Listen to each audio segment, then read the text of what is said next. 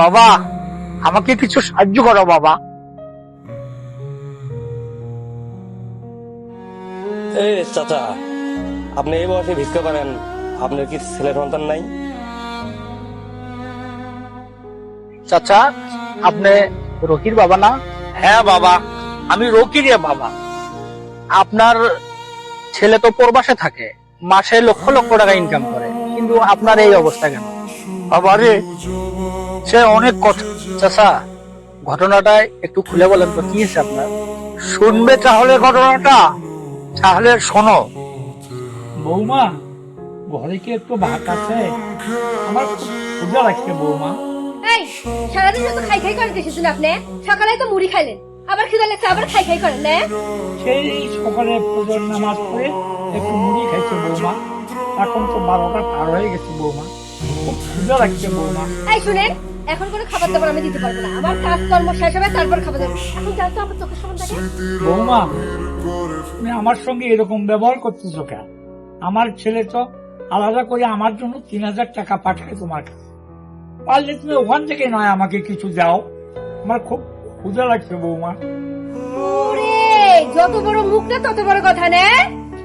আপনার আজ থেকে এই বাড়িতে খাবার তো বন্ধ, এক গ্লাস পানি বলতে পারবেন না। দূর হন, আমার চোখের সামনে থেকে দূর হন আপনি, যান।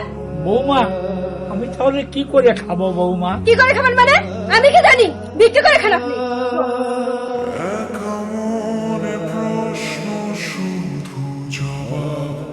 বাবা রে, এটাই আমার নির্মম প্রয়াস।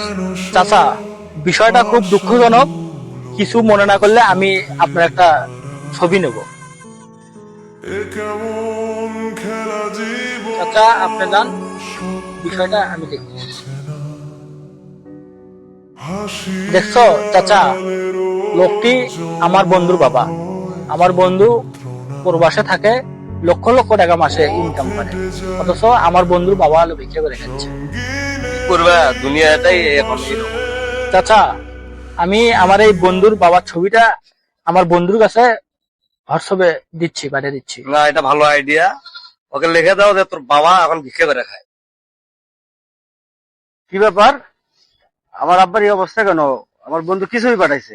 দেখি একটা বন্ধুকে ফোন দেই।